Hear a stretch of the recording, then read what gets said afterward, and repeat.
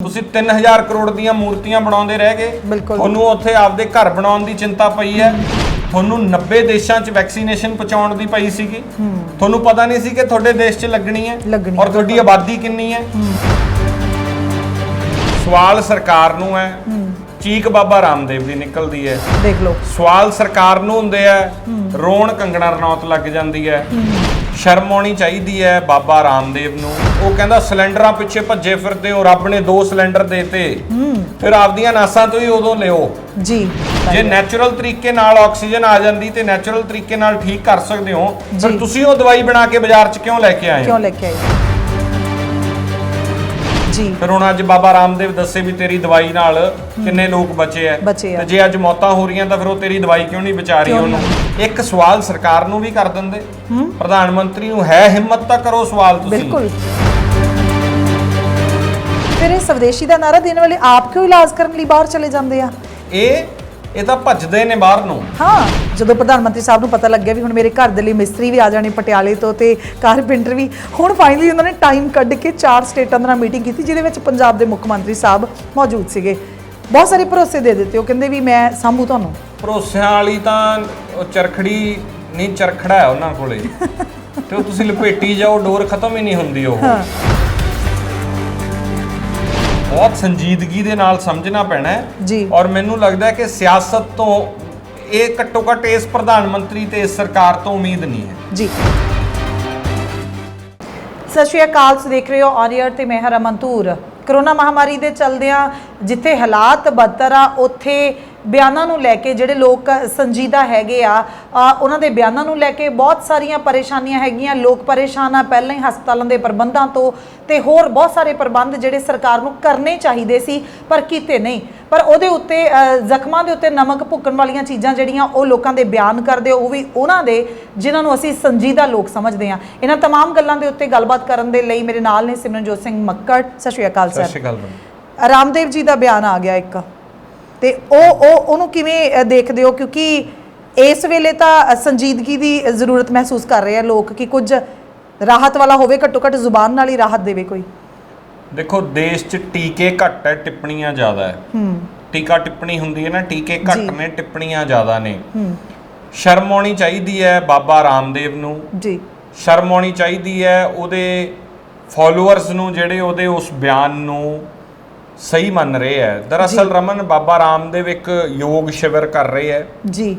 ਉਸ ਯੋਗ ਸ਼ਿਵਰ ਦੇ ਵਿੱਚ ਉਹ ਬਹਿ ਕੇ ਤੰਜ ਕੱਸਦੇ ਆ, ਮਜ਼ਾਕ ਉਡਾਉਂਦੇ ਆ ਕਰੋਨਾ ਦੇ ਮਰੀਜ਼ਾਂ ਦਾ ਜੀ। ਹੁਣ ਤੁਸੀਂ ਦੇਖੋ, ਸਵਾਲ ਸਰਕਾਰ ਨੂੰ ਹੈ, ਚੀਕ ਬਾਬਾ ਰਾਮਦੇਵ ਦੀ ਨਿਕਲਦੀ ਹੈ। ਦੇਖ ਲਓ, ਸਵਾਲ ਸਰਕਾਰ ਨੂੰ ਹੁੰਦੇ ਆ, ਰੋਣ ਕੰਗਣਾ ਰਣੌਤ ਲੱਗ ਜਾਂਦੀ ਹੈ।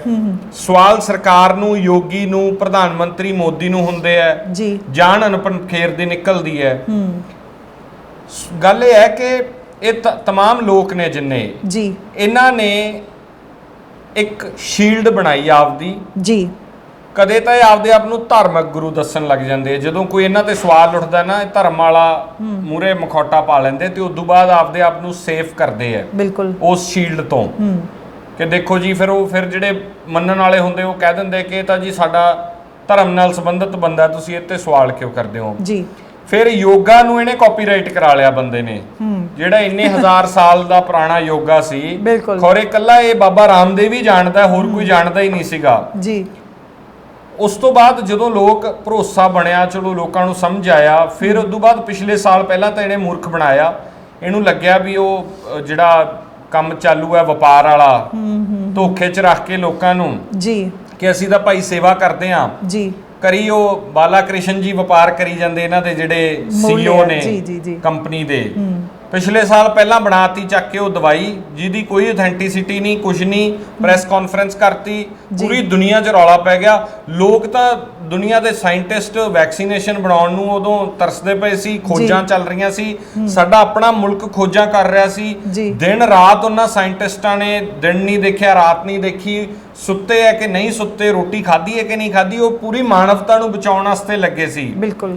ਤੇ ਇਹ ਜਨਾਬ ਆਪਦਾ ਉੱਥੇ ਪਹੁੰਚਦੇ ਆ, ਪ੍ਰੈਸ ਕਾਨਫਰੰਸ ਕਰ ਦਿੰਦੇ ਤੇ ਬਾਅਦ ਸਰਕਾਰ ਨੂੰ ਕਹਿਣਾ ਪੈਂਦਾ ਵੀ ਨਹੀਂ ਇਹਨੂੰ ਕੋਈ ਮਾਨਤਾ ਨਹੀਂ ਹੈ ਜੀ। ਬਾਅਦ 'ਚ ਫਿਰ ਉਹ ਦਵਾਈ ਮਾਰਕੀਟ 'ਚ ਆ ਗਈ ਜੀ। ਫਿਰ ਹੁਣ ਅੱਜ ਬਾਬਾ ਰਾਮਦੇਵ ਦੱਸੇ ਵੀ ਤੇਰੀ ਦਵਾਈ ਨਾਲ ਕਿੰਨੇ ਲੋਕ ਬਚੇ ਆ, ਤੇ ਜੇ ਅੱਜ ਮੌਤਾਂ ਹੋ ਰਹੀਆਂ ਤਾਂ ਫਿਰ ਉਹ ਤੇਰੀ ਦਵਾਈ ਕਿਉਂ ਨਹੀਂ ਬਚਾ ਰਹੀ ਉਹਨੂੰ? ਦੂਜਾ ਕਿਹੜੀ ਕਿਉਂ ਆਇਆ? ਤੁਸੀਂ ਕਰਦੇ ਕਿਉਂ ਰਮਨ? ਉੱਤੋਂ ਕਰਦੇ ਕਿਉਂ?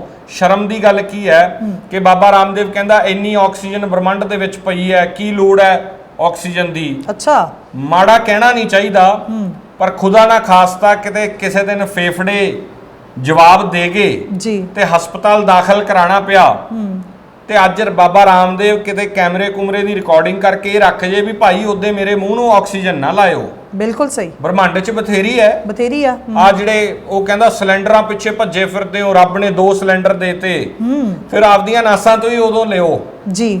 ਉਦੋਂ ਜਦੋਂ ਲੋੜ ਪੈ ਗਈ ਜੇ ਜੀਵਨ ਦੇ ਵਿੱਚ ਤਾਂ ਫਿਰ ਉਹ ਜਿਹੜੇ ਸਿਲੰਡਰ ਤੁਸੀਂ ਦੱਸ ਰਹੇ ਹੋ ਵੀ ਇਹ ਸਿਲੰਡਰ ਰੱਬ ਨੇ ਦਿੱਤੇ ਆ, ਇਹਨਾਂ ਸਿਲੰਡਰਾਂ ਤੋਂ ਲਿਓ।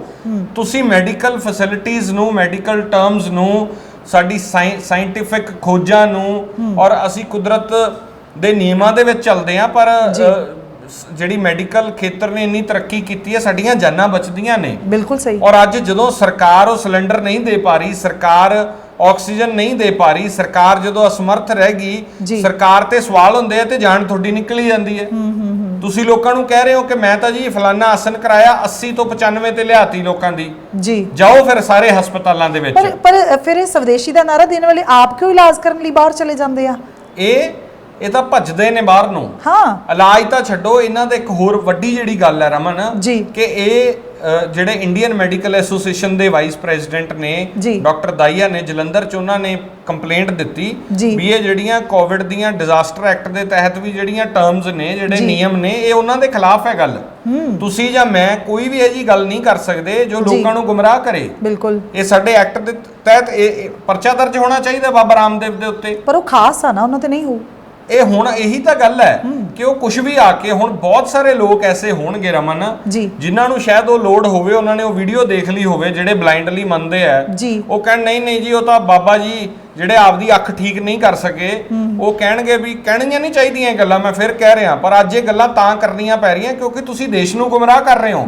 ਤੁਸੀਂ ਲੋਕਾਂ ਦੀਆਂ ਜਾਨਾਂ ਜਾ ਰਹੀਆਂ, ਮਜ਼ਾਕ ਉਡਾ ਰਹੇ ਹੋ ਉਹਦਾ, ਤੁਸੀਂ ਉਹਨਾਂ ਤੇ ਤੰਜ਼ ਕੱਸਦੇ ਹੋ। ਤੁਸੀਂ ਕਹਿ ਰਹੇ ਹੋ ਕਿ ਹਸਪਤਾਲਾਂ में बेड नहीं है, बेड नहीं है, कह के ਤੁਸੀਂ ਮਜ਼ਾਕ ਉਡਾਉਂਦੇ ਹੋ ਕਿ ਆਹ ਦੇਖੋ ਜੀ ਇਸ ਤਰ੍ਹਾਂ ਆਕਸੀਜਨ ਆ ਜਾਂਦੀ ਹੈ। ਬਿਲਕੁਲ, ਤਾਂ ਫਿਰ ਤੁਸੀਂ ਦਵਾਈ ਕਿਉਂ ਬਣਾਈ ਹੈ? ਜੇ ਨੈਚੁਰਲ ਤਰੀਕੇ ਨਾਲ ਆਕਸੀਜਨ ਆ ਜਾਂਦੀ ਤੇ ਨੈਚੁਰਲ ਤਰੀਕੇ ਨਾਲ ਠੀਕ ਕਰ ਸਕਦੇ ਹੋ, ਫਿਰ ਤੁਸੀਂ ਉਹ ਦਵਾਈ ਬਣਾ ਕੇ ਬਾਜ਼ਾਰ 'ਚ ਕਿਉਂ ਲੈ ਕੇ ਆਏ? ਫਿਰ ਕੀ ਲੋੜ ਸੀ ਤੁਹਾਨੂੰ ਉਸ ਦਵਾਈ ਨੂੰ ਬਣਾਉਣ ਦੀ? ਤਾਂ ਇਸ ਕਰਕੇ ਇਹ ਬਾਬਾ ਰਾਮਦੇਵ ਜਾਂ ਮੈਂ ਪਹਿਲਾਂ ਵੀ ਕਿਹਾ ਕੰਗਣਾ ਰਣੌਤ ਜਾਂ ਅਨੁਪਮ, ਹੁਣ ਇਹਨਾਂ ਦੀ ਚਰਚਾ ਇਸ ਕਰਕੇ ਹੁੰਦੀ ਹੈ ਕਿਉਂਕਿ ਸੋਸ਼ਲ ਦਾ ਜ਼ਮਾਨਾ ਹੈ। ਸੋਸ਼ਲ ਤੋਂ ਦੇਖ ਕੇ ਲੋਕ ਬਹੁਤ ਚੀਜ਼ਾਂ 'ਚ ਬਿਲੀਵ ਕਰਕੇ ਉਹ ਕੁਝ ਕਰ ਲੈਂਦੇ ਆ, ਉਹ ਅਪਣਾ ਲੈਂਦੇ ਆ। ਬਹੁਤ ਸਾਰੇ ਲੋਕਾਂ ਨੇ ਇਹਨਾਂ ਨੂੰ ਦੇਖ ਕੇ ਬਹੁਤ ਚੀਜ਼ਾਂ ਅਪਣਾਈਆਂ ਨੇ। ਉਵੇਂ ਜੇ ਅੱਜ ਉਹ ਇਹ ਕਹਿ ਰਿਹਾ ਕਿ ਲੋੜ ਨਹੀਂ ਜੀ ਹਸਪੀਟਲ 'ਚ ਜਾਣ ਦੀ, ਤਕੜੇ ਰਹੋ, ਜੇ ਤੁਹਾਡੀ 80 ਤੇ ਆ ਗਈ। ਡਾਕਟਰ ਤਾਂ ਕਹਿੰਦੇ ਆ ਕਿ ਜੇ ਆਕਸੀਮੀਟਰ ਲੱਗਿਆ 94 ਤੋਂ ਥੱਲੇ ਆ ਜੇ ਤਾਂ ਦਵਾ ਆਪਣੇ ਨਿੱਜੀ ਹਸਪੀਟਲ ਜਾਓ ਤੇ ਡਾਕਟਰ ਨੂੰ ਦੱਸੋ ਵੀ ਮੇਰੀ ਆਕਸੀਜਨ ਘਟ ਰਹੀ ਹੈ। ਇਹ ਸਭ ਕਹੀ ਜਾਂਦੇ ਜੇ 80 ਤੇ ਵੀ ਆ ਗਈ ਜੀ ਆਸਣ ਕਰ ਲਓ। ਬੰਦਾ ਆਸਣ ਕਰਦਾ ਰਹਿ ਗਿਆ ਤੇ ਜੇ ਮਰ ਗਿਆ ਤੇ ਫਿਰ ਜ਼ਿੰਮੇਵਾਰੀ ਕਿਹਦੀ ਹੋਊਗੀ? ਨਾਲੇ ਇਸ ਬਿਮਾਰੀ ਦੇ ਵਿੱਚ ਤਾਂ ਵੀਕਨੈਸ ਹੀ ਇੰਨੀ ਜ਼ਿਆਦਾ ਆ ਜਾਂਦੀ ਹੈ ਕਿ ਆਪਦੀ ਕਿਰਿਆ ਸੋਧਨ ਤੱਕ ਲਈ ਬੰਦਾ ਉੱਠ ਨਹੀਂ ਸਕਦਾ। ਆਸਣ ਕਿਵੇਂ ਕਰੂਗਾ? ਵੱਖੋ ਵੱਖਰੇ ਹਾਲਾਤ ਨੇ। ਪਿਛਲੇ ਸਾਲ ਜਦੋਂ ਮੈਨੂੰ ਯਾਦ ਹੈ, ਮੈਨੂੰ ਇਸ ਤਰ੍ਹਾਂ ਹੁੰਦਾ ਸੀ ਕਿ ਮੈਂ ਲੁਧਿਆਣੇ ਰਹਿੰਦੇ ਹੋਏ ਆਪਦੇ ਫਾਦਰ ਨੂੰ ਪਿੰਡ ਫੋਨ ਕੀਤਾ ਵੀ ਸ਼ਾਇਦ ਮੈਨੂੰ ਲੱਗਦਾ ਨਹੀਂ ਮੈਂ ਬਚੂੰਗਾ ਤੇ ਤੁਸੀਂ ਆ ਜਾਓ ਮੈਨੂੰ ਮਿਲੋ ਆ ਕੇ। ਤੇ ਬਾਥਰੂਮ ਜਾਣਾ ਵੀ ਔਖਾ ਸੀਗਾ ਰਮਨ, ਬੈੱਡ ਤੋਂ ਪੈਰ ਨਹੀਂ ਪੱਟਿਆ ਜਾਂਦਾ। ਉਹਨਾਂ ਹਾਲਤਾਂ 'ਚ ਆਸਨ ਕੋਈ ਕਿਵੇਂ ਕਰੂਗਾ? ਕੋਈ ਆਸਨ ਕਿਵੇਂ ਕਰੂਗਾ? ਹਨਾ, ਤੁਹਾਨੂੰ ਖਿਝ ਆਉਂਦੀ ਹੈ, ਤੁਹਾਨੂੰ ਕੁਝ ਚੰਗਾ ਨਹੀਂ ਲੱਗਦਾ। ਵੱਖਰੀ ਜੀ ਬਿਮਾਰੀ ਹੈ, ਨਹੀਂ ਸਮਝ ਆਉਂਦੀ ਕੁਝ ਵੀ। ਤੁਹਾਨੂੰ ਰੋਟੀ ਖਾਣ ਤੇ ਕਦੇ ਜੀ ਨਹੀਂ ਕਰਦਾ, ਕਈ ਵਾਰੀ ਤੁਸੀਂ ਬਹੁਤ ਖਾ ਜਾਂਦੇ ਹੋ, ਖਾਈ ਜਾਂਦੇ ਹੋ ਤੁਸੀਂ ਬੈਠੇ। ਕਈ ਵਾਰ ਤੁਹਾਡਾ ਸਰੀਰ ਇੰਨਾ ਕੁ ਟੁੱਟਿਆ ਹੁੰਦਾ ਕਿ ਤੁਸੀਂ ਬਾਥਰੂਮ ਤੱਕ, ਜਿਵੇਂ ਮੈਂ ਪਹਿਲਾਂ ਦੱਸਿਆ, ਨਹੀਂ ਜਾਇਆ। ਹਰੇਕ ਦੇ ਆਪੋ ਆਪਣੇ ਹਿਸਾਬ ਤੇ, ਹਰੇਕ ਦੇ ਸਰੀਰ ਦੇ ਹਿਸਾਬ ਤੇ ਬਿਮਾਰੀ ਇਫੈਕਟ ਕਰ ਰਹੀ ਹੈ। ਔਰ ਇਹੋ ਜਿਹੇ ਬਿਆਨ ਦੇਣੇ, ਲੋਕਾਂ ਦੇ ਉੱਤੇ ਮਜ਼ਾਕ ਉਡਾਉਣਾ ਕਿ ਤੁਹਾਨੂੰ ਜੇ ਸਿਲੰਡਰਸ ਨਹੀਂ ਮਿਲ ਰਹੇ। ਇੱਕ ਸਵਾਲ ਸਰਕਾਰ ਨੂੰ ਵੀ ਕਰ ਦਿੰਦੇ, ਪ੍ਰਧਾਨ ਮੰਤਰੀ ਨੂੰ ਹੈ ਹਿੰਮਤ ਤਾਂ ਕਰੋ ਸਵਾਲ, ਤੁਸੀਂ ਬੋਲੋ ਕਿ ਦੱਸੋ ਭਾਈ ਉੱਥੇ ਆਕਸੀਜਨ ਸਿਲੰਡਰਾਂ ਦੀ ਕਮੀ ਕਿਉਂ ਆ ਗਈ? ਤੁਸੀਂ 3000 ਕਰੋੜ ਦੀਆਂ ਮੂਰਤੀਆਂ ਬਣਾਉਂਦੇ ਰਹਿ ਗਏ, ਤੁਹਾਨੂੰ ਉੱਥੇ ਆਪਦੇ ਘਰ ਬਣਾਉਣ ਦੀ ਚਿੰਤਾ ਪਈ ਹੈ। ਤੁਸੀਂ ਬੰਗਾਲ ਦੀਆਂ ਚੋਣਾਂ ਦੇ ਵਿੱਚ ਤੁਰੇ ਫਿਰੇ ਰਹੇ ਜਦੋਂ ਦੇਸ਼ ਦੇ ਕੈਪੀਟਲ ਦੇ ਵਿੱਚ, ਰਾਜਧਾਨੀ ਦੇ ਵਿੱਚ ਸਮੱਸਿਆ ਸਿਰ ਤੇ ਆ ਕੇ ਖੜੀ ਸੀ, ਤੁਹਾਨੂੰ ਪਤਾ ਨਹੀਂ ਲੱਗਿਆ ਜੀ। ਔਰ ਅੱਜ ਤੁਸੀਂ ਦੇਖੋ ਕਿ ਕਿੱਡੀ ਘਟੀਆ ਮਾਨਸਿਕਤਾ ਹੈ ਕਿ ਯੋਗੀ ਨੂੰ ਲੈ ਕੇ ਹੁਣ ਟਵਿੱਟਰ ਦੇ ਉੱਤੇ ਅੱਜ ਟ੍ਰੈਂਡਿੰਗ 'ਚ ਚੱਲ ਰਿਹਾ ਸੀਗਾ ਕਰਮ ਯੋਗੀ। ਕਿਹੜੇ ਕਰਮ ਯੋਗੀ ਹੋ ਤੁਸੀਂ ਕੰਧਾਂ ਜਿਹੜੀ ਹੈ ਸਿਵਿਆਂ ਦੀਆਂ 5-5 ਫੁੱਟ ਹੋਰ ਤਾਂ ਚਕਾਤੀਆਂ ਵੀ ਕੋਈ ਕੈਮਰਾ ਨਾ ਅੰਦਰ ਮਾਰ ਸਕੇ। ਤੁਸੀਂ ਕਹਿ ਦਿੱਤਾ ਕਿ ਪਰਚਾ ਦਰਜ ਹੋ ਜਾਊਗਾ ਜੇ ਕਿਸੇ ਕ੍ਰਿਮੇਸ਼ਨ ਗਰਾਊਂਡ ਦੇ ਅੰਦਰ ਜਾ ਕੇ ਕੋਈ ਪੱਤਰਕਾਰ ਖਬਰ ਕਰੂਗਾ। ਕੀ ਹਾਲਾਤ ਮੇਰਠ ਦੇ ਬਣੇ ਨੇ। ਪਰਿਵਾਰ ਉੱਥੇ ਧੀਆਂ ਜਿਹੜੀਆਂ ਉਹ ਰੋਂਦੀਆਂ ਮਰ ਗਈਆਂ। ਇੱਕ ਵੀਡੀਓ ਦੇ ਵਿੱਚ ਤਾਂ ਹੈਰਾਨੀ ਦੀ ਗੱਲ ਸੀ, ਆਕਸੀਜਨ ਨਹੀਂ ਮਿਲੀ, ਸਿਲੰਡਰ ਨਹੀਂ ਮਿਲਿਆ, ਉਹ ਕੁੜੀਆਂ ਕੋਸ਼ਿਸ਼ ਕਰ ਰਹੀਆਂ ਆਪਦੇ ਮੂੰਹ ਨਾਲ ਆਪਦੀ ਮਾਂ ਨੂੰ ਸਾਹ ਦੇਣ ਦੀ ਕੋਸ਼ਿਸ਼ ਕਰ ਰਹੀਆਂ। ਇੰਨੇ ਗੈਰ ਸੰਜੀਦਾ ਲੋਕ ਹੋ ਤੁਸੀਂ, ਇੰਨੀ ਇਨਸਾਨੀਅਤ ਮਰੀ ਹੋਈ ਹੈ ਕਿ ਆ ਚੀਜ਼ਾਂ ਦੇਖ ਕੇ ਵੀ ਤੁਹਾਨੂੰ ਸਿਆਸਤ ਸੁਝਦੀ ਪਈ ਹੈ। ਔਰ ਜਿਸ ਵੇਲੇ ਦੇਸ਼ ਮਰ ਰਿਹਾ ਸੀ, ਤੁਹਾਨੂੰ 90 ਦੇਸ਼ਾਂ 'ਚ ਵੈਕਸੀਨੇਸ਼ਨ ਪਹੁੰਚਾਉਣ ਦੀ ਪਈ ਸੀਗੀ, ਤੁਹਾਨੂੰ ਪਤਾ ਨਹੀਂ ਸੀ ਕਿ ਤੁਹਾਡੇ ਦੇਸ਼ 'ਚ ਲੱਗਣੀ ਹੈ ਔਰ ਤੁਹਾਡੀ ਆਬਾਦੀ ਕਿੰਨੀ ਹੈ, ਔਰ ਤੁਸੀਂ ਉਸ ਆਬਾਦੀ ਨੂੰ ਧਿਆਨ 'ਚ ਨਹੀਂ ਰੱਖਿਆ ਔਰ ਤੁਸੀਂ ਉਹ ਆਪਦੀ PR ਬਣਾਉਣ ਲੱਗ ਗਏ ਪੂਰੀ ਦੁਨੀਆ ਦੇ ਵਿੱਚ। ਕਿਹਨੂੰ ਖੁਸ਼ ਕਰਨ ਵਾਸਤੇ? ਦੁਨੀਆ ਨੂੰ ਨਹੀਂ। ਜਿਹੜਾ 30-35% ਲੋਕ ਵੋਟ ਪਾਉਂਦੇ ਆ ਉਹ ਪੱਕੇ ਰੱਖਣ ਵਾਸਤੇ। ਬਿਲਕੁਲ ਸਹੀ। ਇਹ ਹਰ ਮਹੀਨੇ ਦਰ ਮਹੀਨੇ, ਦਿਨ ਦਰ ਦਿਨ ਕੀ ਹੁੰਦਾ ਕਿ ਆਪਦਾ ਕਾਡਰ ਨੂੰ ਨਾਲ ਰੱਖਣ ਵਾਸਤੇ ਕਿ ਉਹ ਟੁੱਟੇ ਨਾ। ਕਦੇ ਪਾਕਿਸਤਾਨ ਦੀ ਗੱਲ ਛੇੜ ਲਈ ਜਾਂਦੀ ਹੈ, ਜਦੋਂ ਬਿਹਾਰ ਦੀਆਂ ਚੋਣਾਂ ਸੀ ਸੁਸ਼ਾਂਤ ਸਿੰਘ ਰਾਜਪੂਤ ਦੀ ਗੱਲ ਉਦੋਂ ਛੇੜ ਲਈ। ਕਿੱਧਰ ਗਿਆ ਉਹ ਇਨਸਾਫ? ਕਿਹਨੇ ਦਿੱਤਾ ਉਹਨੂੰ ਇਨਸਾਫ? ਔਰ ਉਸ ਵੇਲੇ ਦਿਨ ਉੱਤੇ ਦੋਸ਼ ਲਾਤੇ, ਉਹਨੂੰ ਤਾਂ ਚੈਨਲਾਂ ਨੇ ਮਗਰ ਭੱਜ ਕੇ ਉਹਨੂੰ ਦੋਸ਼ੀ ਬਣਾਤਾ ਸੀਗਾ, ਉਹਦਾ ਮੀਡੀਆ ਟ੍ਰਾਇਲ ਕਰਤਾ ਚੱਕ ਕੇ। ਹੁਣ ਕਿੱਥੇ ਗਿਆ ਉਹ? CBI ਕਿੱਥੇ ਆ? ਉਹ ਸਭ ਖਤਮ। ਔਰ ਤੁਸੀਂ ਇਹ ਦੇਖੋ ਰਮਨ ਕਿ ਜਿਹੜੇ ਹਾਲਾਤ ਬਣ ਰਹੇ ਆ, ਰਲ ਕੇ ਲੜਨਾ ਪੈਣਾ ਹੈ, ਬਹੁਤ ਸੰਜੀਦਗੀ ਦੇ ਨਾਲ ਸਮਝਣਾ ਪੈਣਾ ਹੈ। ਔਰ ਮੈਨੂੰ ਲੱਗਦਾ ਹੈ ਕਿ ਸਿਆਸਤ ਤੋਂ ਇਹ ਘੱਟੋ ਘੱਟ ਇਸ ਪ੍ਰਧਾਨ ਮੰਤਰੀ ਤੇ ਇਸ ਸਰਕਾਰ ਤੋਂ ਉਮੀਦ ਨਹੀਂ ਹੈ।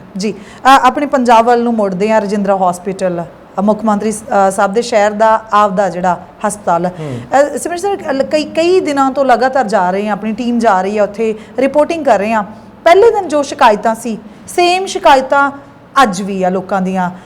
ਲਾਸ਼ਾਂ ਲਗਾਤਾਰ ਨਿਕਲ ਰਹੀਆਂ, 3-3 4-4 ਪੈਰਾਂ ਉੱਤੇ ਬੈਠ ਕੇ ਆ ਰਹੇ ਆ, ਬੋਰੀਆਂ ਵਾਂਗੂ ਸਿੱਟੀਆਂ ਜਾ ਰਹੀਆਂ, ਮੋਰਚਰੀ ਭਰੀ ਪਈ ਆ, ਉੱਥੇ ਲਾਈਨਾਂ ਲੱਗੀਆਂ ਹੋਈਆਂ ਐਂਬੂਲੈਂਸਾਂ ਦੀਆਂ, ਪਰਿਵਾਰ ਰੋ ਰਹੇ ਆ, ਦੇਖ ਨਹੀਂ ਪਾ ਰਹੇ।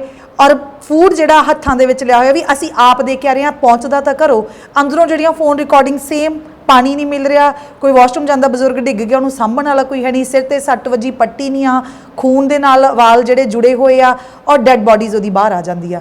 ਕਿਉਂ ਚੇਂਜ ਨਹੀਂ ਹੋ ਰਿਹਾ? ਕਿੰਨੇ ਦਿਨ ਤੋਂ ਰੌਲਾ ਪੈ ਰਿਹਾ ਉੱਥੇ? ਰਮਨ ਦੇਖੋ, ਹਾਲਾਤ ਪੰਜਾਬ 'ਚ ਗੰਭੀਰ ਨਹੀਂ ਹੈਗੇ ਹਾਲੇ ਤੱਕ, ਪਰ ਹੋਣੇ ਸ਼ੁਰੂ ਹੋ ਗਏ।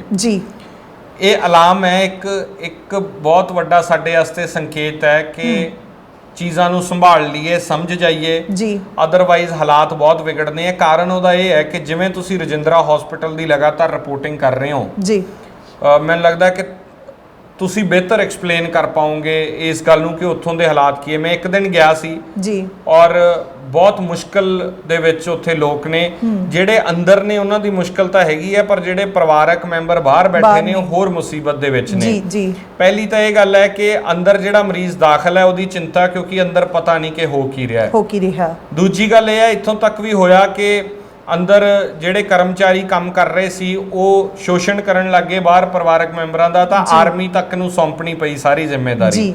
ਹੁਣ ਮੈਨੂੰ ਲੱਗਦਾ ਲੇਟੈਸਟ ਇਹ ਹੈ ਕਿ ਕੱਲ ਤੋਂ ਪੂਰਾ ਇੱਕ ਵਾਰਡ ਜਿਹੜਾ ਸ਼ਾਇਦ ਉਹ ਆਰਮੀ ਸੰਭਾਲੂਗੀ। ਸਰਕਾਰ ਐਫਰਟਸ ਕਰ ਰਹੀ ਹੈ। ਹੁਣ ਪ੍ਰੋਬਲਮ ਕਿੱਥੇ ਹੈ ਕਿ ਸਰਕਾਰ ਦੇ ਐਫਰਟਸ ਦੇ ਵਿੱਚ ਹੇਠਲੇ ਲੈਵਲ ਤੇ ਕਈ ਵਾਰੀ ਚੀਜ਼ਾਂ ਇੰਨੀਆਂ ਕੁ ਵਿਗੜ ਜਾਂਦੀਆਂ ਕਿ ਉਹਨੂੰ ਸੰਭਾਲਣਾ ਬਹੁਤ ਮੁਸ਼ਕਲ ਹੋ ਜਾਂਦਾ ਹੈ। ਹਿਊਮੈਨਿਟੇਰੀਅਨ ਗਰਾਊਂਡਸ ਦੇ ਉੱਤੇ ਕਈ ਵਾਰੀ ਲੋਕ ਨਹੀਂ ਚੱਲਦੇ। ਮਿਸਾਲ ਦੇ ਤੌਰ ਤੇ ਇੱਕ ਸ਼ਖਸ ਨੇ ਉਦੋਂ ਦੱਸਿਆ ਕਿ ਕੋਈ ਇੱਕ ਬੰਦਾ ਅੰਦਰ ਫੋਨ ਤੇ ਗੱਲ ਕਰਾਉਣ ਦਾ 250 ਰੁਪਿਆ ਚਾਰਜ ਕਰਦਾ ਕਿ ਮੈਂ ਵੀਡੀਓ ਕਾਲ ਕਰਾ ਦੂੰਗਾ, 250 ਰੁਪਿਆ ਦੇ ਦੇ। ਔਰ ਜਦੋਂ ਅਸੀਂ ਉਹਦੀ ਖੋਜ ਕੀਤੀ ਤਾਂ ਉਹਨੇ ਸ਼ਰਾਬ ਪੀਤੀ ਹੋਈ ਸੀ ਔਰ ਉਹ ਇਸ ਕਾਬਲ ਹੀ ਨਹੀਂ ਸੀ ਕਿ ਉਹ ਸਾਡੇ ਨਾਲ ਗੱਲ ਵੀ ਕਰ ਸਕਦਾ, ਜਿਹੜਾ ਵਿਅਕਤੀ ਇਹ ਦਾਅਵਾ ਕਰ ਰਿਹਾ ਸੀ। ਤਾਂ ਇਸ ਕਰਕੇ ਕਿਉਂਕਿ ਪੈਨਿਕ ਵੀ ਨਾ ਹੋਵੇ ਲੋਕਾਂ ਦੇ ਵਿੱਚ, ਅਸੀਂ ਇਹ ਵੀ ਜ਼ਿੰਮੇਵਾਰੀ ਸਮਝਦੇ ਹਾਂ। ਅਸੀਂ ਰਿਪੋਰਟਿੰਗ ਉਨੀ ਕੁ ਰੱਖਣਾ ਚਾਹੁੰਦੇ ਆ ਜਿਹਦੇ ਨਾਲ ਹਾਲਾਤ ਬਿਹਤਰ ਹੋਣ, ਸਰਕਾਰ ਤੇ ਪ੍ਰੈਸ਼ਰ ਪਵੇ, ਲੋਕ ਨਾ ਡਰਨ। ਬਿਲਕੁਲ ਸਹੀ, ਇਹ ਬਹੁਤ ਇੰਪੋਰਟੈਂਟ ਹੈ। ਪਰ ਅੰਦਰ ਕੀ ਹੁੰਦਾ ਮਰੀਜ਼ਾਂ ਦੇ ਨਾਲ, ਕਿਵੇਂ ਡੀਲ ਕੀਤਾ ਜਾਂਦਾ ਹੈ, ਇਹ ਬਾਹਰ ਨਹੀਂ ਆਉਂਦਾ ਜੀ। ਜੇ ਕੋਈ ਠੀਕ ਹੋ ਕੇ ਆ ਰਿਹਾ ਤਾਂ ਉਹ ਗੱਲ ਨਹੀਂ ਕਰਨਾ ਚਾਹੁੰਦਾ, ਉਹ ਆਪਣੇ ਘਰ ਨੂੰ ਜਾ ਰਿਹਾ, ਉਹ ਗੱਲ ਨਹੀਂ ਕਰਨਾ ਚਾਹੁੰਦਾ। ਜਿਹੜਾ ਠੀਕ ਹੋ ਕੇ ਨਹੀਂ ਆ ਰਿਹਾ, ਉਹਦੀ ਲਾਸ਼ ਸਿੱਧੀ ਜਾ ਰਹੀ, ਉਹਦੇ ਪਰਿਵਾਰਕ ਮੈਂਬਰਾਂ ਨੂੰ ਸਮਝ ਨਹੀਂ ਆ ਰਹੀ। ਦੂਜੀ ਗੱਲ ਇਹ ਹੈ, ਇਸ ਕੋਵਿਡ ਦੇ ਅਟੈਕ ਦੇ ਵਿੱਚ ਕਈ ਵਾਰੀ ਨਹੀਂ, ਬਹੁਤੇ ਕੇਸਸ 'ਚ ਹੋ ਰਿਹਾ ਕਿ ਮਰੀਜ਼ ਕੁਝ ਦੇਰ ਪਹਿਲਾਂ ਬਿਲਕੁਲ ਠੀਕ ਠਾਕ ਸੀ ਜੀ, ਔਰ ਉਹ ਗੱਲਬਾਤ ਕਰ ਰਿਹਾ ਸੀ, ਪਰਿਵਾਰਕ ਮੈਂਬਰ ਨੇ ਵੀ ਗੱਲਬਾਤ ਕੀਤੀ ਬਿਲਕੁਲ, ਔਰ ਕੁਝ ਦੇਰ ਬਾਅਦ ਪਤਾ ਲੱਗਿਆ ਕਿ ਉਹ ਨਹੀਂ ਰਿਹਾ ਜੀ। ਇਹ ਜਿਹੜਾ ਟ੍ਰੈਂਡ ਹੈ ਪੂਰੇ ਦੇਸ਼ 'ਚ ਦੇਖਣ ਨੂੰ ਮਿਲ ਰਿਹਾ। ਇਹ ਸਿਰਫ ਪੰਜਾਬ ਦਾ ਜਾਂ ਦਿੱਲੀ ਦਾ ਜਾਂ ਨਹੀਂ ਹੈ, ਇਹ ਪੂਰੇ ਦੇਸ਼ 'ਚ ਟ੍ਰੈਂਡ ਦੇਖਣ ਨੂੰ ਮਿਲ ਰਿਹਾ ਕਿ ਇਸ ਵਾਰ ਹੋ ਸਕਦਾ ਲੰਗਸ ਤੇ ਅਟੈਕ ਹੋ ਰਿਹਾ, ਚੋਕ ਹੋ ਰਹੇ ਨੇ ਬੰਦੇ। ਤਾਂ ਇਹਦੇ ਵਾਸਤੇ ਦੇਖੋ, ਪਹਿਲੀ ਗੱਲ ਤਾਂ ਇਹ ਕਿ ਪੈਨਿਕ ਨਾ ਕਰਨ ਲੋਕ, ਬਿਲਕੁਲ ਪੈਨਿਕ ਨਾ ਕਰੋ, ਆਪਣਾ ਧਿਆਨ ਦਿਓ, ਘਰਾਂ ਦੇ ਵਿੱਚ ਰਹੋ, ਗਾਈਡਲਾਈਨਸ ਨੂੰ ਮੰਨੋ। ਸਰਕਾਰ ਜੇ ਕਹਿੰਦੀ ਹੈ ਕਿ ਘਰਾਂ 'ਚ ਰਹੋ ਤਾਂ ਰਹਿ ਲਓ, ਕਿਉਂਕਿ ਸਿਚੁਏਸ਼ਨ ਐਸੀ ਬਣ ਗਈ ਹੈ ਜੀ। ਦੂਜੀ ਗੱਲ ਇਹ ਹੈ ਕਿ ਹਸਪਤਾਲਾਂ ਦੇ ਵਿੱਚ ਤੁਹਾਨੂੰ ਸਹੂਲਤਾਂ ਨਹੀਂ ਮਿਲਣੀਆਂ। ਮੈਂ ਪਹਿਲਾਂ ਵੀ ਇੱਕ ਦਿਨ ਆਪਾਂ ਸ਼ੋਅ ਕੀਤਾ, ਉਦੋਂ ਵੀ ਕਿਹਾ ਸੀ ਤੁਹਾਨੂੰ ਆਪਣਾ ਧਿਆਨ ਆਪ ਰੱਖਣਾ ਪੈਣਾ ਹੈ। ਔਰ ਤੁਸੀਂ ਇੱਕ ਪਿੰਡ ਦਾ ਵੀ ਜ਼ਿਕਰ ਕਰ ਰਹੇ ਸੀ, ਕਿਸੇ ਦਾ, ਗੋਬਿੰਦਗੜ੍ਹ ਜੇਜ਼ੀਆਂ ਪਿੰਡ। ਹਾਂ, ਉਹਨਾਂ ਨੇ ਵੀ ਇੱਕ ਚੰਗੀ ਐਗਜ਼ਾਮਪਲ ਸੈੱਟ ਕੀਤੀ ਆ।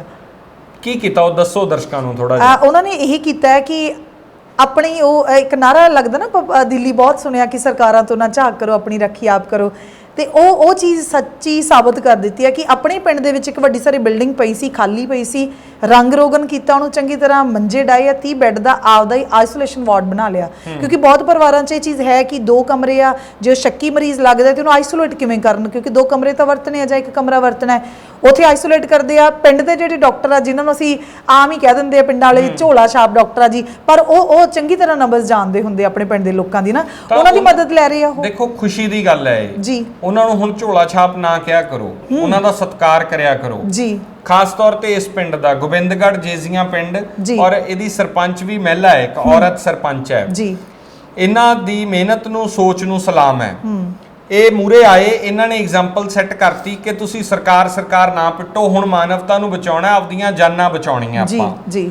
ਤਾਂ ਜੇ ਸਰਕਾਰ ਕੁਝ ਨਹੀਂ ਕਰ ਰਹੀ ਤਾਂ ਆਓ ਫਿਰ ਆਪਾਂ ਕਰੀਏ ਜੀ। ਦੂਜੀ ਗੱਲ ਹੈ ਕਿ ਪੰਜਾਬ ਸਰਕਾਰ ਨੇ ਇਹ ਵੀ ਅਲਾਓ ਕੀਤਾ ਕਿ ਕੋਵਿਡ ਵਾਸਤੇ ਪੰਚਾਇਤੀ ਫੰਡ ਚੋਂ ਕੁਝ ਫੰਡ ਵੀ ਵਰਤ ਸਕਦੇ ਹੋ, ਤਾਂ ਬਾਕੀ ਪਿੰਡ ਵੀ ਮੂਰੇ ਆਉਣ ਜੀ। ਵੇਟ ਨਾ ਕਰੀਏ ਕਿ ਸਰਕਾਰ ਜਾਂ ਹਸਪਤਾਲ ਕੀ ਕਰਨਗੇ। ਬਾਕੀ ਪਿੰਡ ਜਿਹੜੇ ਕਰ ਸਕਦੇ ਉਹ ਵੀ ਆਪਣੇ ਪਿੰਡ ਦੇ, ਬਹੁਤ ਸਾਰੇ ਪਿੰਡਾਂ ਦੇ ਵਿੱਚ ਚੰਗੇ ਕਮਿਊਨਿਟੀ ਸੈਂਟਰ ਬਣੇ ਹੋਏ ਆ, ਬਹੁਤ ਪਿੰਡ ਕਮਾਲ ਨੇ ਸਾਡੇ, ਬਿਲਕੁਲ ਸਹੀ। ਔਰ ਬਹੁਤ ਸਾਰੇ ਪਿੰਡਾਂ ਦੇ ਸਰਪੰਚ ਤਾਂ ਬਹੁਤ ਹੀ ਕਮਾਲ ਨੇ, ਬੜਾ ਅੱਛਾ ਕੰਮ ਉਹਨਾਂ ਨੇ ਕੀਤਾ ਹੈ ਜੀ। ਕਈ ਪਿੰਡਾਂ ਦੇ ਵਿੱਚ, ਜਿਵੇਂ ਨਾ ਮੈਂ ਯਾਦ ਕਰਦਾ ਹੁੰਦਾ, ਮੈਂ ਰੁੜਕਾ ਕਲਾਂ ਇੱਕ ਵਾਰੀ ਜਾ ਕੇ, ਗੈਰੀ ਸੰਧੂ ਦਾ ਜਿਹੜਾ ਪਿੰਡ ਹੈ ਰੁੜਕਾ ਕਲਾਂ, ਬੜੇ ਸੰਘਰਸ਼ੀਲ ਯੋਧਿਆਂ ਦਾ ਵੀ ਪਿੰਡ ਹੈ, ਫੁੱਟਬਾਲ ਕਲੱਬ ਵੀ ਉੱਥੇ ਬਣਿਆ ਹੋਇਆ, YFC। ਉਹ ਪਿੰਡ ਤੁਸੀਂ ਦੇਖਿਆ, ਉਹ ਤੁਹਾਨੂੰ ਖੁਸ਼ੀ ਬਹੁਤ ਹੁੰਦੀ ਹੈ। ਕਮਾਲ ਦਾ ਖੂਬਸੂਰਤ ਪਿੰਡ ਬਣਾਇਆ ਉਹ ਜੀ। ਪਿੰਡ ਵਾਲਿਆਂ ਨੇ ਤੇ NRI ਭਰਾਵਾਂ ਦੇ ਸਹਿਯੋਗ ਨਾਲ ਸਰਕਾਰ ਤੋਂ ਕੋਈ ਬਹੁਤ ਰੇਅਰ ਮਦਦ ਲਈ ਹੋਣੀ ਹੈ। ਤਾਂ ਸਿਮਿਲਰਲੀ ਜਿਹੜਾ ਇਹ ਸਮਾਂ ਹੈ ਨਾ, ਇਸ ਸਮੇਂ ਦੇ ਵਿੱਚ ਬਹੁਤ ਤੁਰੰਤ ਤੁਸੀਂ ਕੀ ਕਰ ਸਕਦੇ ਹੋ ਕਿ ਆਇਡੈਂਟੀਫਾਈ ਕਰੋ ਪਿੰਡ ਦੇ ਵਿੱਚ ਹੀ ਕੋਈ ਜਗ੍ਹਾ, ਔਰ ਉੱਥੇ ਆਪਣੀਆਂ ਜਿੰਨੀਆਂ ਕੁ ਮੈਡੀਕਲ ਫੈਸਿਲਿਟੀਆਂ ਤੁਸੀਂ ਪ੍ਰੋਵਾਈਡ ਕਰ ਸਕਦੇ ਹੋ। ਪਿੰਡ ਦੇ ਲੋਕਲ ਡਾਕਟਰ ਜਿਹੜੇ ਆਉਂਦੇ ਨੇ, ਉਹਨਾਂ ਤੋਂ ਸਪੋਰਟ ਲਓ। ਪਿੰਡ ਦੇ ਸਰਪੰਚ ਪੰਚ ਇਕੱਠੇ ਹੋਣ, ਰਾਜਨੀਤੀ ਛੱਡਣ ਪਾਸੇ ਜੀ। ਕੋਈ ਵਧੀਆ ਬਿਲਡਿੰਗ, ਜਿਵੇਂ ਤੁਸੀਂ ਦੱਸਿਆ ਕਿ ਅੱਧੀ ਦਿਹਾੜੀ ਲੱਗਣੀ ਹੈ, ਰੰਗ ਰੋਗਨ ਕਰਕੇ, ਸਫਾਈ ਕਰਕੇ, ਹਰੇਕ ਪਿੰਡ ਦਾ ਇੱਕ ਬੰਦਾ ਆਪਦੇ ਘਰੋਂ ਇੱਕ ਬੈੱਡ ਪ੍ਰੋਵਾਈਡ ਕਰਦੇ, ਜਿਹੜੇ ਕਰ ਸਕਦੇ ਆ, ਸਮਰਥ ਨੇ। ਗੁਰਦੁਆਰਿਆਂ ਕੋਲ ਹੀ ਸਾਡੇ ਤਾਂ ਬਹੁਤ ਚੀਜ਼ਾਂ ਹੈਗੀਆਂ, ਜਾਂ ਪਿੰਡ ਦੇ ਗੁਰਦੁਆਰੇ ਨੇ ਤਾਂ ਲੰਗਰ ਹਾਲ ਨੂੰ ਤੁਸੀਂ ਬਣਾ ਸਕਦੇ ਹੋ ਜੀ। ਤੁਸੀਂ ਫॉर ਦਾ ਟਾਈਮ ਬਿੰਗ ਲੰਗਰ ਹਾਲ ਨੂੰ, ਜਿਵੇਂ ਲੱਖੀ ਸ਼ਾਹ ਵੰਜਾਰਾ ਹਾਲ ਨੂੰ ਗੁਰਦੁਆਰਾ ਰਕਾਬਗੰਜ ਸਾਹਿਬ ਤਬਦੀਲ ਕੀਤਾ ਜੀ, ਉਵੇਂ ਹੀ ਉਹਨੂੰ ਤਬਦੀਲ ਕਰਕੇ ਜਿੰਨੇ ਕੁ ਬੈੱਡਸ ਅਰੇਂਜ ਹੁੰਦੇ ਆ ਉਹ ਕਰਨ ਤੋਂ ਬਾਅਦ ਉਹਦੇ ਤੇ ਕੋਸ਼ਿਸ਼ ਕਰੋ ਕਿ ਕੰਸੈਂਟਰੇਟਰਸ ਜਾਂ ਮੈਡੀਕਲ ਫੈਸਿਲਿਟੀਆਂ ਜਿਹੜੀਆਂ ਨੇ ਜਿੰਨੀਆਂ ਅਵੇਲੇਬਲ ਹੋ ਸਕਦੀਆਂ, ਕਿਤੋਂ ਨਾ ਕਿਤੋਂ ਅਰੇਂਜ ਹੁੰਦੀਆਂ, ਉਹ ਕਰਕੇ ਜਿੰਨਾ ਕੁ ਹਿੱਲਾ ਹੋ ਸਕਦਾ। ਔਖਾ ਹੈ, ਮੈਨੂੰ ਪਤਾ, ਇਹ ਈਜ਼ੀ ਨਹੀਂ ਹੈ ਕਹਿ ਦੇਣਾ। ਹੁਣ ਇੱਥੇ ਬਹਿ ਕੇ ਤਾਂ ਰਮਨ ਕੈਮਰਾ ਚੱਲੀ ਜਾਂਦਾ, ਲੈਪਲ ਲੱਗੇ ਆ, ਬੋਲਣਾ ਸਭ ਤੋਂ ਸੌਖਾ ਕੰਮ ਹੈ ਜੀ। ਆਪਾਂ ਜੋ ਕਰਦੇ ਆ ਬਹਿ ਕੇ ਕਿ ਤੁਸੀਂ ਐਂ ਕਰ ਲਓ, ਇਨੀਸ਼ੀਏਟ ਕਰਨਾ ਔਖਾ ਹੋਊਗਾ, ਪਰ ਜੇ ਆਪਾਂ ਕਰ ਲਾਂਗੇ ਐਸਾ ਕੁਝ, ਤਾਂ ਇੱਕ ਤਾਂ ਇਹ ਹੈ ਕਿ ਹਸਪਤਾਲਾਂ ਦੇ ਉੱਤੇ ਬਰਡਨ ਹੈ ਜਿਹੜਾ, ਕਿਉਂਕਿ ਜਿਹੜੇ ਪਹਿਲੇ ਉਸ ਦੇ ਮਰੀਜ਼ ਨੇ ਆ 1 ਜਾਂ 2 ਲੈਵਲ ਦੇ ਮਰੀਜ਼ ਨੇ, ਉਹਨਾਂ ਨੂੰ ਲੈਵਲ 3 ਨੂੰ ਲੋੜ ਪੈਂਦੀ ਹੈ ਕਿ ਉਹ ਬਹੁਤ ਜਿਹੜਾ ਸੀਰੀਅਸ ਹੋ ਜਾਂਦੇ ਆ। ਜਿਹੜੇ ਕੋਈ ਘਰੇ ਬੈਠਾ ਪੈਨਿਕ ਹੋ ਗਿਆ ਮੰਨ ਲਓ, ਉਹ ਲੇਕਿਨ ਘਰ ਬਹਿ ਕੇ ਉਹਦਾ ਇਲਾਜ ਹੋ ਸਕਦਾ ਸੀ, ਲੇਕਿਨ ਉਹਨੂੰ ਲੱਗਦਾ ਹੈ ਕਿ ਨਹੀਂ ਮੈਨੂੰ ਸੁਪਰਵਿਜ਼ਨ ਦੀ ਲੋੜ ਹੈ, ਤਾਂ ਤੁਸੀਂ ਉਹਨੂੰ ਮਰੀਜ਼ ਨੂੰ ਸ਼ਿਫਟ ਕਰ ਸਕਦੇ ਹੋ ਉੱਥੇ। ਲੈਵਲ 2 ਵਾਲੇ ਨੂੰ ਵੀ ਲੱਗਦਾ ਤਾਂ ਇੰਨੀ ਕੁ ਮੈਡੀਕਲ ਫੈਸਿਲਿਟੀ ਹੋਵੇ, ਨਾਲ ਲੋਕਲ ਆਪਦੇ ਹਸਪੀਟਲਸ ਜਿਹੜੇ ਨੇ ਵੱਡੇ ਉਹਨਾਂ ਦੇ ਨਾਲ ਸੰਪਰਕ ਦੇ ਵਿੱਚ ਰਹੋ। ਇਹਦੇ ਨਾਲ ਕੀ ਹੋਊਗਾ, ਇੱਕ ਤਾਂ ਜਿਹੜੇ ਮੇਨ ਹਸਪੀਟਲਸ ਨੇ ਉਹਨਾਂ ਤੇ ਪ੍ਰੈਸ਼ਰ ਘਟੂਗਾ। ਦਿੱਲੀ ਦੇ ਵਿੱਚ ਇਹੀ ਹੋਇਆ ਕਿ ਪ੍ਰੈਸ਼ਰ ਬਹੁਤ ਵਧਿਆ। ਦੂਜਾ ਇਹ ਹੈ ਕਿ ਹਰੇਕ ਬੰਦਾ ਪ੍ਰਾਈਵੇਟ ਹਸਪੀਟਲਸ 'ਚ ਨਹੀਂ ਜਾ ਸਕਦਾ, ਉਹਦੇ ਕੋਲ ਇੰਨੇ ਵਸੀਲੇ ਪਿੰਡਾਂ 'ਚ ਆਪਣੇ ਨਹੀਂ ਹੈਗੇ, ਤਾਂ ਉਹਨਾਂ ਨੂੰ ਬੇਸਿਕ ਫੈਸਿਲਿਟੀਜ਼ ਉੱਥੇ ਮਿਲ ਜਾਣਗੀਆਂ। ਤੀਜਾ ਇਹ ਹੈ ਕਿ ਵਲੰਟੀਅਰਸ ਜਿਹੜੇ ਮੈਡੀਕਲ ਵਲੰਟੀਅਰਸ ਨੇ, ਜਿਨ੍ਹਾਂ ਨੂੰ ਮੈਡੀਕਲ ਲਾਈਨ ਦਾ ਗਿਆਨ ਹੈ, ਉਹ ਵੀ ਇਸ ਟਾਈਮ ਮੂਹਰੇ ਆ ਸਕਦੇ ਨੇ ਔਰ ਉਹਨਾਂ ਪਿੰਡਾਂ ਦੇ ਵਿੱਚ ਉਹ ਆਪਦੀ ਦੇਖ-ਰੇਖ ਦੇ ਹੇਠਾਂ ਕਰ ਸਕਦੇ ਨੇ। ਪਰ ਇਹਦੇ 'ਚ ਇਹ ਬਹੁਤ ਵੱਡਾ ਇਸ਼ੂ ਹੈ ਕਿ ਸਰਕਾਰ ਨੂੰ ਨੌਲੇਜ ਹੋਵੇ, ਸਰਕਾਰ ਨੂੰ ਦੱਸੋ ਔਰ ਆਪਦੇ CMO SMO ਨੂੰ ਇੰਟੀਮੇਟ ਕਰ ਦਿਓ, ਕਿਉਂਕਿ ਜੇ ਕੁਝ ਖੁਦਾ ਨਾ ਖਾਸਤਾ ਕੋਈ ਉੱਤੇ ਥੱਲੇ ਗੱਲ ਹੁੰਦੀ ਹੈ ਤਾਂ ਸਰਕਾਰ ਨੇ ਮਿੰਟ 'ਚ ਹੀ ਪੱਲਾ ਝਾੜ ਲੈਣਾ ਵੀ ਸਾਨੂੰ ਤਾਂ ਪਤਾ ਹੀ ਨਹੀਂ ਸੀਗਾ ਜੀ, ਇਹ ਆਪਦਾ ਹੀ ਸੈਂਟਰ ਬਣਾਈ ਬੈਠੇ ਸੀ। ਇਸ ਕਰਕੇ ਉਹਨਾਂ ਦੇ ਨਾਲ ਕੋਆਰਡੀਨੇਟ ਕਰੋ, ਕੋਆਰਡੀਨੇਟ ਕਰਕੇ ਚੱਲੋ। ਔਰ ਸਲਾਮ ਹੈ ਇਸ ਪਿੰਡ ਨੂੰ ਤੇ ਪਿੰਡ ਦੀ ਸਰਪੰਚ ਨੂੰ ਜਿਨ੍ਹਾਂ ਨੇ ਇਹ ਸਟੈਪ ਚੁੱਕਿਆ। ਜੀ ਆਖਰੀ ਮੇਰਾ ਸਵਾਲ ਹੈ, ਜਿਹੜਾ ਪਿਛਲੇ ਦਿਨੀ ਤੁਸੀਂ ਇੱਕ ਸਲਾਹ ਦਿੱਤੀ ਸੀ, ਤੁਹਾਡੇ ਭਰੋਸੇ ਤੋਂ ਬਾਅਦ ਜਦੋਂ ਪ੍ਰਧਾਨ ਮੰਤਰੀ ਸਾਹਿਬ ਨੂੰ ਪਤਾ ਲੱਗਿਆ ਵੀ ਹੁਣ ਮੇਰੇ ਘਰ ਦੇ ਲਈ ਮਿਸਤਰੀ ਵੀ ਆ ਜਾਣੇ ਪਟਿਆਲੇ ਤੋਂ ਤੇ ਕਾਰਪੈਂਟਰ ਵੀ, ਹੁਣ ਫਾਈਨਲੀ ਉਹਨਾਂ ਨੇ ਟਾਈਮ ਕੱਢ ਕੇ 4 ਸਟੇਟਾਂ ਦੇ ਨਾਲ ਮੀਟਿੰਗ ਕੀਤੀ ਜਿਹਦੇ ਵਿੱਚ ਪੰਜਾਬ ਦੇ ਮੁੱਖ ਮੰਤਰੀ ਸਾਹਿਬ ਮੌਜੂਦ ਸੀਗੇ।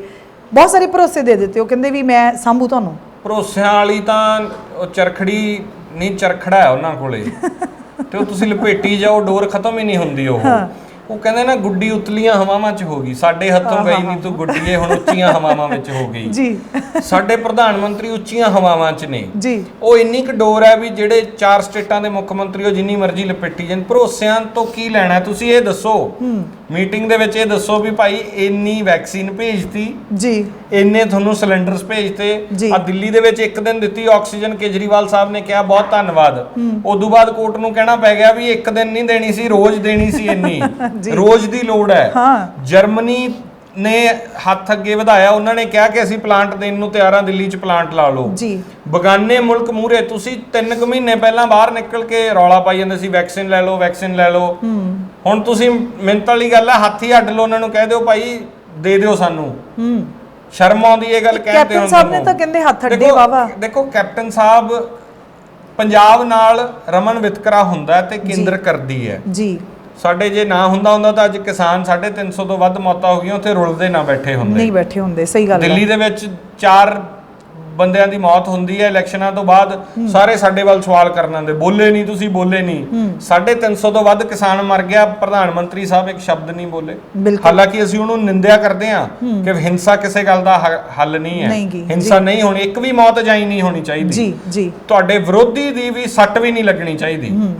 ਤੁਹਾਡੀ ਵਿਚਾਰਧਾਰਕ ਮਤਭੇਦ ਨੇ, ਇਹ ਤੁਸੀਂ ਜ਼ੁਬਾਨ ਦੇ ਨਾਲ ਸਾਂਝੇ ਕਰੋ ਕਿ ਮੈਂ ਰਮਨ ਤੁਹਾਡੇ ਨਾਲ ਇਸ ਗੱਲ ਤੇ ਸਹਿਮਤ ਨਹੀਂ ਆ, ਮੈਂ ਤੁਹਾਡੇ ਤੇ ਹੱਥ ਨਹੀਂ ਚੁੱਕ ਸਕਦਾ। ਇਹ ਰਾਈਟ ਕਿਸੇ ਨੂੰ ਨਹੀਂ ਹੈ। ਬਿਲਕੁਲ ਕਿਸਾਨ ਬਾਰੇ ਨਹੀਂ ਬੋਲੇ, ਸੰਵੇਦਨਾ ਨਹੀਂ ਹੈ। ਪੰਜਾਬ ਦਾ GST ਨਹੀਂ ਪੰਜਾਬ ਨੂੰ ਦਿੱਤਾ ਕਦੇ ਜੀ, ਪੰਜਾਬ 'ਚ ਕਦੇ ਕੋਈ ਰਿਆਇਤਾਂ ਨਹੀਂ ਦਿੱਤੀਆਂ ਵੀ ਇੱਥੇ ਇੰਡਸਟਰੀ ਲੱਗ ਸਕੇ, ਇੱਥੇ ਕੱਖ ਨਹੀਂ ਦਿੰਦੇ। ਮੈਂ ਅੱਜ ਕਿਤੇ ਸਟੈਂਪ ਡਿਊਟੀ ਦੀ ਗੱਲ ਚੱਲੀ ਤਾਂ ਕਿਸੇ ਸ਼ਖਸ ਨੇ ਕਿਹਾ ਕਿ ਪੰਜਾਬ ਦੇ ਵਿੱਚ ਇੱਕ ਸ਼ਰਾਬ ਰਹਿ ਗਈ ਜੀ, ਇੱਕ ਸਟੈਂਪ ਡਿਊਟੀਆਂ ਰਹਿ ਗਈਆਂ ਤੇ ਮਾੜਾ ਮੋਟਾ ਕੋਈ ਹੋਰ ਟੈਕਸ ਹੈ ਇਹ, ਤੇ GST ਦਿੰਦੀ ਨਹੀਂ ਸੈਂਟਰ। ਸਟੇਟ ਚਲਾਉਣ ਵਾਸਤੇ ਵਸੀਲੇ ਹੀ ਨਹੀਂ ਹੈਗੇ ਜੀ, ਕਿਉਂਕਿ GST ਨਹੀਂ ਦਿੰਦੇ। ਉਹ ਬਿਲਕੁਲ ਬਣਦਾ, ਉਹ ਮਿੰਨਤਾਂ ਕਰਨੀਆਂ ਪੈਂਦੀਆਂ ਆਪਦਾ ਹੀ ਹੱਕ ਲੈਣ ਵਾਸਤੇ। ਤਾਂ ਇਹ ਭਰੋਸੇ ਦੇ ਦੇਣੇ ਕਿ ਭਰੋਸਾ ਹੈ ਜੀ, ਤੁਹਾਨੂੰ ਜੋ ਚਾਹੀਦਾ ਹੈ ਤੁਸੀਂ ਭੇਜੋ, ਮੰਗੇ ਤੋਂ ਬਗੈਰ ਭੇਜੋ। ਤੁਹਾਡੀ ਅਸੈਸਮੈਂਟ ਕੀ ਹੈ ਫਿਰ?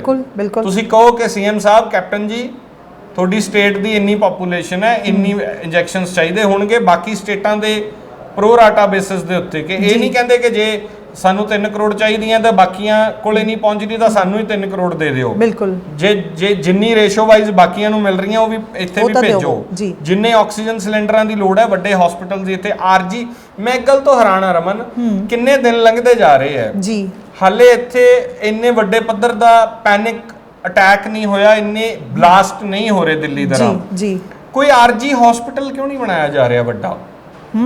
ਜਾਂ ਜਿਵੇਂ ਰਾਧਾ ਸੁਆਮੀ ਡੇਰੇ ਦੀ ਚਰਚਾ ਥੋੜੇ ਦਿਨ ਪਹਿਲਾਂ ਮੁੱਖ ਮੰਤਰੀ ਸਾਹਿਬ ਨੇ ਕੀਤੀ ਸੀ, ਕਿਸੇ ਇੱਕ ਡੇਰੇ ਨੂੰ ਹੀ, ਕਿਉਂਕਿ ਡੇਰੇ ਦੇ ਵਿੱਚ ਸ਼ੈੱਡ ਪਾਏ ਆ, ਜਾਂ ਕਿਸੇ ਗੁਰੂ ਘਰ ਨੂੰ ਜਾਂ ਐਸਜੀਪੀਸੀ ਦੇ ਨਾਲ ਮਦਦ ਲੈਣ, ਐਸਜੀਪੀਸੀ ਨੂੰ ਕਹਿਣ ਜੀ ਕਿ ਐਸਜੀਪੀਸੀ ਕੋਈ ਜਿੱਥੇ ਵੱਡਾ ਗੁਰੂ ਘਰ ਹੈ ਉਹਦਾ ਕੋਈ ਲੰਗਰ ਹਾਲ ਹੈ, ਜਾਂ ਉਹ ਇੱਕ ਆਰਜੀ 400-500 ਬੈੱਡ ਦਾ ਆਰਜੀ ਹਸਪੀਟਲ ਤਿਆਰ ਰਹੇ। ਜੇ ਨਹੀਂ ਵੀ ਲੋੜ ਪਊਗੀ ਤਾਂ ਖੁਸ਼ੀ ਦੀ ਗੱਲ ਹੈ। ਤਲਵੰਡੀ ਸਾਬੋ ਦੇ ਵਿੱਚ ਤਾਂ ਕੱਲ ਉਹਨਾਂ ਨੇ ਸਿਰਫ 50 ਬੈੱਡ ਦਾ ਇੱਕ ਛੋਟੀ ਜਿਹੀ ਸ਼ੁਰੂਆਤ ਕੀਤੀ ਹੈ, ਐਸਜੀਪੀਸੀ ਨੇ ਕੀਤੀ ਹੈ। ਪੰਜਾਬ ਸਰਕਾਰ ਦੀ ਗੱਲ ਕਰ ਰਿਹਾ ਕਿ ਇੱਕ ਵੱਡਾ ਹਸਪੀਟਲ ਸੈਟਅਪ ਹੋਵੇ, ਆਰਜੀ ਹੋਵੇ, ਜਿਵੇਂ ਪਿਛਲੇ ਵੁਹਾਨ ਦੇ ਵਿੱਚ ਚਾਈਨਾ ਨੇ ਖੜੇ ਪੈਰ ਹਸਪੀਟਲ ਬਣਾਇਆ ਸੀ, ਦਿੱਲੀ 'ਚ ਵੀ ਅਰਵਿੰਦ ਕੇਜਰੀਵਾਲ ਨੇ ਬਣਾਏ ਸੀਗੇ। ਉਵੇਂ ਇਹ ਦੇਖੋ, ਜਦੋਂ ਲੋੜ ਪਊਗੀ ਉਦੋਂ ਬਣਾਉਣ ਦਾ ਕੋਈ ਫਾਇਦਾ ਨਹੀਂ ਹੋਣਾ, ਉਦੋਂ ਮੌਤਾਂ ਨਾ ਹੋਣ। ਤੁਸੀਂ ਬੰਦੇ ਬਚਾਉਣੇ ਆ ਤਾਂ ਤੁਸੀਂ ਪਹਿਲਾਂ ਇਹਦੀ ਤਿਆਰੀ ਕਰਕੇ ਰੱਖੋ। ਇੱਕ ਵੱਡਾ ਤੁਹਾਡੇ ਤੇ ਪ੍ਰੈਸ਼ਰ ਪੈਣਾ ਸ਼ੁਰੂ ਹੋ ਗਿਆ, ਰਜਿੰਦਰਾ 'ਚ ਬਹੁਤ ਪ੍ਰੈਸ਼ਰ ਪੈ ਰਿਹਾ। ਅੱਜ ਮੋਹਾਲੀ 'ਚ 1300-1400 ਕੇਸਿਸ ਆ ਰਹੇ ਆ, ਹੋਰ ਥਾਵਾਂ ਤੇ ਅੱਜ ਇੱਕ ਪਰਿਵਾਰ ਲੌਂਗੋਵਾਲ ਦੇ ਵਿੱਚ ਚਲਾ ਗਿਆ, ਪੂਰਾ ਪਰਿਵਾਰ ਕਰੋਨਾ ਨਾਲ ਚਲਾ ਗਿਆ। ਤਾਂ ਇਸ ਕਰਕੇ ਇਸ ਗੱਲ ਨੂੰ ਸਮਝੋ ਕਿ ਜਿਹੜੀਆਂ ਫੈਸਿਲਿਟੀਆਂ ਬਾਰੇ ਪਲਾਨ ਕਰਕੇ ਤੁਰੰਤ ਹੰਗਾਮੀ ਮੀਟਿੰਗਸ ਹੋਣ। ਔਰ ਆ ਜਿਹੜਾ ਰੇੜਕਾ ਕੈਪਟਨ ਰੇੜਕਾ ਰੋਜ਼ ਚੱਕੇ ਹੋ ਰਿਹਾ ਜੀ, ਉਹ ਕੈਪਟਨ ਸਾਹਿਬ ਇਗਨੋਰ ਕਰਨ ਕਿ ਕੀ ਹੋ ਰਿਹਾ ਕੀ ਨਹੀਂ। ਹਾਲਾਂਕਿ ਸਿਆਸਤ ਹੈ, ਇਗਨੋਰ ਨਹੀਂ ਹੁੰਦੀਆਂ, ਮੈਨੂੰ ਪਤਾ ਚੀਜ਼ਾਂ, ਲੇਕਿਨ ਇਹਦੇ ਤੇ ਹੰਗਾਮੀ ਮੀਟਿੰਗਸ ਕਰਕੇ ਨਵਜੋਤ ਸਿੱਧੂ ਨੂੰ ਵੀ ਕਹਿਣ ਕਿ ਇਹਦੇ ਤੇ ਆਪਦੀ ਰਾਏ ਦਿਓ ਭਾਈ, ਔਰ ਕਿਵੇਂ ਆਪਾਂ ਆਉਣ ਵਾਲੇ ਮਹੀਨਾ ਡੇਢ ਮਹੀਨਾ ਜੇ ਸਟੇਟ ਨੂੰ ਬਚਾ ਗਏ ਤਾਂ ਫਿਰ ਆਪਾਂ ਨਿਕਲ ਜਾਾਂਗੇ ਇਹਦੇ ਚੋਂ। ਤੇ ਜੇ ਫਸ ਗਏ ਇਹਦੇ ਵਿੱਚ ਤਾਂ ਦਿੱਲੀ ਵਾਲੇ, ਜਿਵੇਂ ਮੈਂ ਪਹਿਲਾਂ ਕਿਹਾ ਸੀ, ਅਸੀਂ ਬਹੁਤ ਸੈਂਸਿਟਿਵ ਸਟੇਟ ਆ ਜੀ, ਇੱਥੇ ਸਿਚੁਏਸ਼ਨ ਬਹੁਤ ਵਰਸ ਹੋਊਗੀ ਜੇ ਵਿਗੜਦੀ ਹੈ ਜੀ। ਬਹੁਤ ਬਹੁਤ ਸ਼ੁਕਰੀਆ ਸਰ ਗੱਲਬਾਤ ਕਰਨ ਦੇ ਲਈ। ਤੇ ਉਮੀਦ ਜਿਹੜੀ ਅਸੀਂ ਇਹੀ ਕਰ ਰਹੇ ਹਾਂ ਕਿ ਜਿਹੜੇ ਲੋਕਾਂ ਨੂੰ ਸੰਜੀਦਾ ਅਸੀਂ ਸਮਝਦੇ ਹਾਂ, ਉਹ ਇਸ ਵੇਲੇ ਆਪਦੀ એનર્ਜੀ ਜਿਹੜੀ ਆ ਆਪਸੀ ਖਿੱਚੋਤਾਣ ਦੇ ਵਿੱਚ ਲਾਉਣ ਦੀ ਬਜਾਏ ਔਰ ਅਜੀਬ ਟਿੱਪਣੀਆਂ ਕਰਨ ਦੀ ਬਜਾਏ ਜੇ ਧਿਆਨ ਦੇਣ ਤੇ ਲੋਕਾਂ ਦੀ ਜਿਹੜੀ ਸਥਿਤੀ ਇਸ ਵੇਲੇ ਗੰਭੀਰ ਸਥਿਤੀ ਬਣੀ ਹੋਈ ਆ ਉਹਨਾਂ ਵੱਲ ਧਿਆਨ ਦੇਣ ਤੇ ਲੋਕਾਂ ਨੂੰ ਬਚਾਉਣ। ਜੇ ਲੋਕ ਤੰਦਰੁਸਤ ਰਹਿਣਗੇ, ਬਚੇ ਰਹਿਣਗੇ, ਤਾਂ ਹੀ ਇਹਨਾਂ ਦੀਆਂ ਵੋਟਾਂ ਜਿਹੜੀਆਂ ਸਲਾਮਤ ਰਹਿਣਗੀਆਂ। ਤੁਸੀਂ ਦੇਖਦੇ ਰਹੋ ਔਨ 에ਅਰ। ਫਿਲਹਾਲ ਦਿਓ ਇਜਾਜ਼ਤ, ਸ਼ੁਕਰੀਆ।